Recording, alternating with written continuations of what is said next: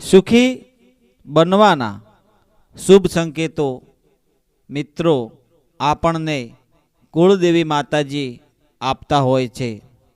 આપણા જીવનમાં સુખ આવે એ પહેલાં માં ભગવતી, માં કુળદેવી, તમે જે કોઈ દેવી દેવતા ઈષ્ટદેવને માનતા હોય એવા તમારા દેવ કે દેવી જે હોય એ તમને ખાસ સંકેતો આપતા હોય છે. જ્યારે તમારા જીવનમાં સુખ આવવા લાગે ત્યારે તમને આ સંકેતો મળે તો તેને તમે અવગણશો નહીં, અને સંકેતો તમને દર્શાવે તો તમારા જીવનમાં મોટો સુખદ પરિવર્તન આવે છે. બહુ જલ્દી તમારા ઘરમાં લક્ષ્મી માતાનું આગમન થાય છે.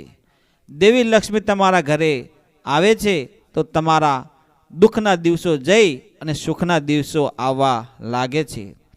મિત્રો, જ્યારે કોઈ વ્યક્તિ ધનવાન બનવાનો હોય ત્યારે પ્રકૃતિ અને તેને કેટલાક સંકેતો ખાસ આપે કે તેને સમજાય એનું જીવન ધન્ય બની જાય છે. માતા લક્ષ્મીને પ્રસન્ન કરવા લોકો ઘણા બધા ઉપાયો કરે છે. આપણા ઘરમાં સુખ આવે, દેવી લક્ષ્મીની કૃપા થાય, એવા ઘણા બધા ઉપાયો માણસ કરતો હોય છે. અને હિન્દુ ધર્મમાં લક્ષ્મી માને ધનની દેવી કહેવામાં આવે છે. એટલે મહેરબાની કરીને જીવનમાં માં લક્ષ્મીનો પૂજાપાઠ, માં લક્ષ્મીની ભક્તિ કરો તો માં લક્ષ્મીની કૃપા થાય છે. તો મિત્રો, જાણીએ એવા કયા સંકેતો છે કે આપણા જીવનમાં માં લક્ષ્મીની કૃપા થાય અને આપણે સુખી થવા અને ધનવાન થવા, અમીર બનવા માટે માં લક્ષ્મી તમારા કુળદેવી તમને આવા સંકેતો આપતા હોય છે. તો તમારા કુળદેવીનું નામ લખજો. તમે કયા જિલ્લામાંથી, કયા તાલુકામાંથી, કયા શહેરમાંથી અમારો આ વિડીયો જોઈ રહ્યા છો, સાંભળી રહ્યા છો, અને તમારા પ્રતિભાવો કોમેન્ટમાં જણાવવા હું વિનંતી કરું છું. મિત્રો, સ્વાગત કરું છું આપણી આ મા વંદના યુટ્યુબ ચેનલમાં. આપ બધા હેમખેમ સર્વકુશળ મંગળ હશો તેવી મા ભગવતીને, ગુરુદેવને હું પ્રાર્થના કરું છું.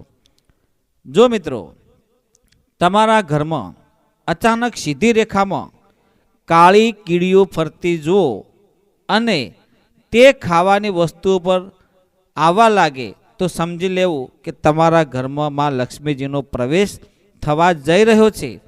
ઘરમાં ધન આવવાનું છે એવો શુભ સંકેત તમને મળે છે.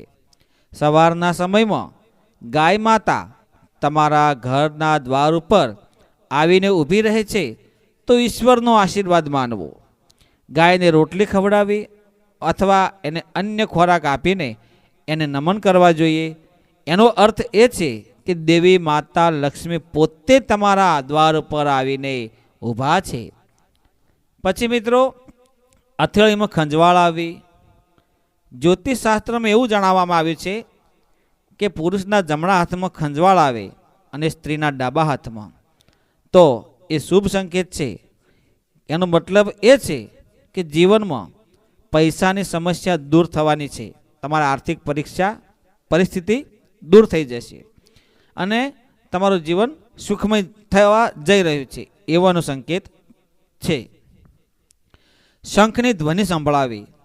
સવારમાં વહેલા ઊભા થાવ તો રામ નામનું નામ સંભળાય, કોઈ ભજન સંભળાય, આરતી સંભળાય, શંખનો ઘંટડીનો અવાજ તમારા જીવનમાં સવારના પરોળીએ સંભળાય તો એનો શુભ સંકેત એવો છે કે તમારો જે ખરાબ સમય હતો તે જતો રહેશે અને સારો સમય હવે ધીમે ધીમે આવવા લાગશે.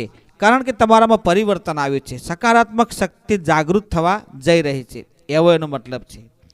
ઘરના મુખ્ય દ્વાર હોય તેઓ આંકડાનો છોડ, સફેદ આંકડો હોય, એના જાતે ઉગે અને એના આપમેળો ઉગી નીકળે તો સમજવું કે હનુમાનજી દાદાની કૃપા તમારા ઉપર બહુ જલ્દી થવાની છે. અને ઘરમાં જેટલા સંકટો હતા, જે દુઃખ હતા, જે વિઘ્નો હતા, એ ધીમે ધીમે હવે નાશ થશે અને તમારા જીવનમાં એક ઉદ્ધાર થઈ જશે. પછી કે કોઈ બિલાડી હોય તમારા ઘરમાં એનો બચ્ચાને જન્મ આપે તો એ બહુ શુભ અને સારું ગણાય છે. તો મિત્રો, આ સંકેત બહુ શુભ માનવામાં આવે છે. કોઈ પક્ષી હોય તો ઘરની છત પર એમની માળો બનાવે, એના ઈંડા મૂકે, તો પણ તમારા ઘરમાં બહુ એવો સકારાત્મક સર્જન જોવા મળે છે. તમારા ઘરમાં તુલસીનો છોડ હોય અને એકદમ લીલોછમ થઈ જાય અને એને તમે જો પૂજા કરો તો માં લક્ષ્મીજી સુખ સમૃદ્ધિ લઈને તમારા ઘરે આગમન કરે છે. બીજું કે ઘણા લોકો સાવરણીને, ઝાડુને, જે વાછરડો આવે છે એને લક્ષ્મીજીનું પ્રતીક માનવામાં આવે છે. ઘરમાં સાફ સફાઈ કરવા માટે સાવરણીનો ઉપયોગ કરતા હોય છે. જો સ્વચ્છતા ત્યાં પ્રભુતા, એટલા માટે ઘરે તમે જે સાવરણીને ઊભી ન મૂકતા એને આડી અને જમીન પર મૂકો તો એ બહુ શુભ માનવામાં આવે છે. ઘરમાં તમારા બૂટ છે, ચંપલ છે, મોજા છે, ઘરની કોઈ પણ ચીજ વસ્તુઓ આડાવળી ન મૂકવી, સીધી જગ્યાએ એને મૂકવી, જે તે યોગ્ય જગ્યાએ, તો એ બહુ શુભ માનવામાં આવે છે. જ્યારે તમે ઘરની બહાર નીકળો છો ત્યારે રસ્તામાં તમને અચાનક જ કોઈ 10ની નોટ કે 1 રૂપિયાનો સિક્કો કે 5 રૂપિયાનો સિક્કો કે કોઈ ધાતુ કે તમને કોઈ એવી વસ્તુ મળે છે તો સમજી લેવાનું કે આ તમારો બેસ્ટ સારો એવો પ્રભાવ પડવા જઈ રહ્યો છે કે હવે તમે ટૂંક સમયમાં કરોડપતિ બનવાના છો, કારણ કે માં લક્ષ્મીજી તમને સામેથી મળી રહ્યા છે. આ એક શુભ સંકેત છે અમીર અને ધનવાન બનવા માટે. મિત્રો, સવારના સમયે શેરડી જોવી ખૂબ સભય માનવામાં આવે છે. દૂધ જોવું ખૂબ સારું માનવામાં આવે છે. દહીં જોવું શુભ સારું માનવામાં આવે છે. તમે તમારા દુઃખના દિવસો બદલાવાના હોય તો તમારા જીવનમાં કોઈ સાધુ સંત દેખાય તો એને પ્રણામ કરવા. તમે જો કોઈ કળકુંવાસીનો આશીર્વાદ ઠારશો તો તમારું જીવન ઠરશે. તમે કોઈ ધર્મ કરશો તો તમારા જીવનમાં લાલ, પીળા, નવરંગી જીવન તમારું થઈ જશે અને ધનની પ્રાપ્તિ થશે. કારણ કે તમે કોઈનું મદદ કરો છો, કોઈને તમે ઠારો છો તો તમે ઠરશો. બ્રહ્મ મુહૂર્તમાં તમારી આંખ ખુલે છે સવારમાં વહેલા, અને એ સમયે તમે કોઈ મધુર અને મીઠો કોઈ રામ ભજનનો અવાજ સાંભળો છો અને તમારામાં એક સકારાત્મક શક્તિ જાગે છે તો જીવનમાંથી દુઃખના વાદળો દૂર થવા લાગે અને તમારા પરિવાર અને તમારા જીવનમાં મા લક્ષ્મીની કૃપા વરસવા લાગે છે. આવો એક શુભ સંકેત છે. મિત્રો, ઘણા વખતમાં તમે જોયા હશે કે તમને કોઈ વડીલ કે કોઈ ગુરુજી કે તમારા કોઈ મોટા હોય કે સારા મિત્રો હોય કે કોઈ તમને સારો વાણી વિચારમાં, વર્તનમાં તમારો વ્યવહાર સુંદર દેખાવા લાગે અને તમને જો કોઈ સંકેત કોઈ બાબતમાં કે વાતમાં તમને કહી જાય અને તમારા જીવનમાં સારી સાબિત થાય તો એ શુભ સંકેત માનવામાં આવે છે. મિત્રો, જે કિન્નરો હોય, કિન્નરોને જો તમે થોડા પૈસા આપો અને એ જો તમને વળતામાં 1 રૂપિયાનો સિક્કો આપે કે 10ની નોટ આપે તો તેને સંભાળીને રાખો, કારણ કે તે તમારી સંપત્તિમાં વધારો કરે છે. એ ભક્તો માના પરમ ભક્તો હોય છે અને એમની જોડે તમને આશીર્વાદ મળે તો તમારું જીવન ધન્ય બની જાય છે. કારણ કે કિન્નરના આશીર્વાદ તો મળે ને એનો બેડો તો પાર થઈ જાય છે. સ્વયં માં લક્ષ્મીજીના આશીર્વાદ મળ્યા હોય ને એના બરાબર હોય છે.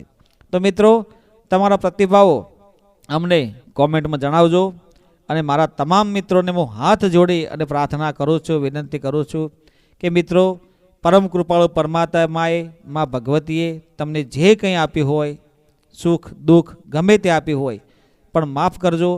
તમે બની શકે એટલું ધર્મ કરજો, ધર્મના માર્ગે રહેજો, નીતિ રાખજો, સત્યના માર્ગ પર રહેજો અને કોઈને મદદ કરજો.